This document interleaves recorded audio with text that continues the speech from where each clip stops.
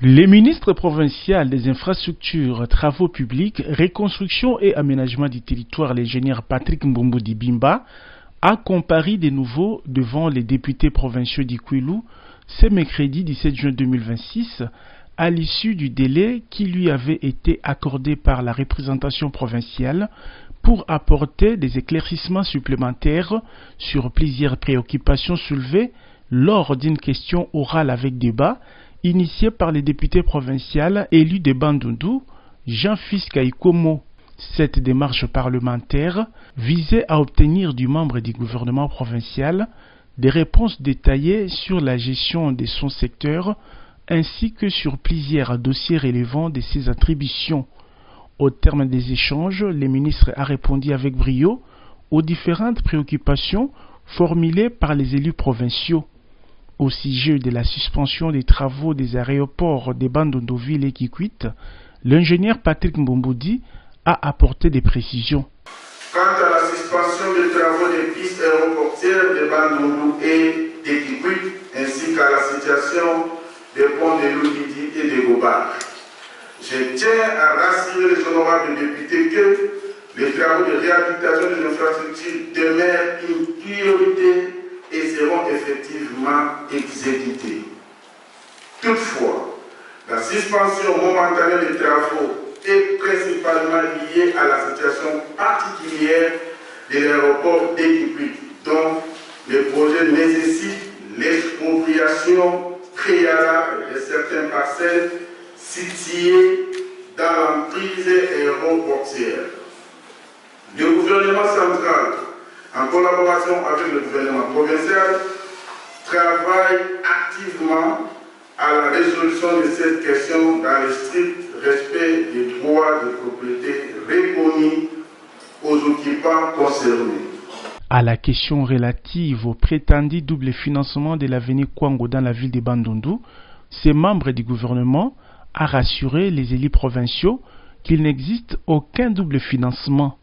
Honorable Président, honorables membres du bureau, honorables députés provinciaux, abordant la question relative au prétendu double financement de l'avenue Kwango, je tiens à rassurer les honorables députés qu'il n'existe aucun double financement des travaux réalisés sur l'avenue Kwango. Il s'agit de deux tronçons distincts ayant fait l'objet de financements différents et intervenus à des périodes différentes. Le premier tronçon ayant de Wenze Yagitula jusqu'à l'avenue India a été financé par les fourneurs et exécuté par l'OVD, tandis que le second tronçon reliant India Koko a été pris en charge par le gouvernement provincial. Suffisamment éclairé et satisfait des réponses détaillées fournies par le ministre provincial des ITPR, l'auteur de la question orale avec débat, les députés provinciaux Jean-Fils Kaikomo, tout en félicitant le ministre Patrick Mbomboudi, a formulé une série de recommandations. Nous avons reçu de très bonnes informations de la part de son Excellence, Monsieur le ministre. Mais à ce moment-ci, il doit se dire que les consommateurs de cette prestation ne sont autres que nos électeurs, la population. Et donc, lorsqu'il y a des informations de ces gens, il faudrait savoir communiquer. Comprenez que sur l'ensemble de questions, plusieurs réponses ont été données et ont rencontré notre assentiment. Et en bon enseignant, on se dit lorsqu'on répond déjà à 9 sur 11, ça signifie que la cote est bonne. S'exprimant devant la presse à l'issue de cette séance, l'ingénieur Patrick Mbomboudi Bimba a salué les rôles joués par les députés provinciaux dans le cadre du contrôle parlementaire.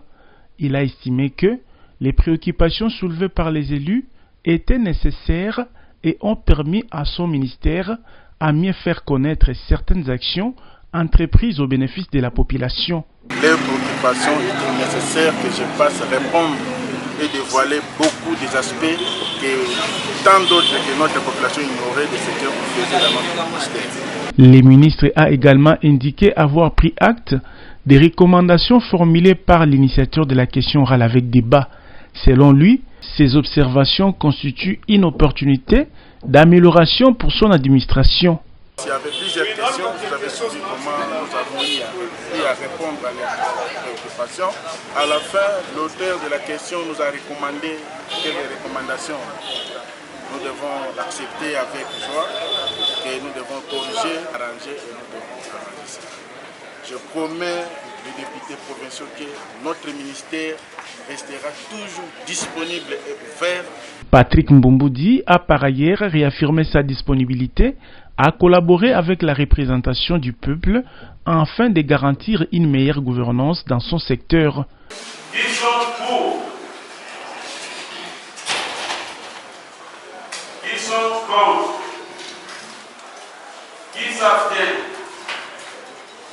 La majorité étant favorable, le débat autour de la question orale avec débat adressé à M. le ministre provincial des UDP est clos.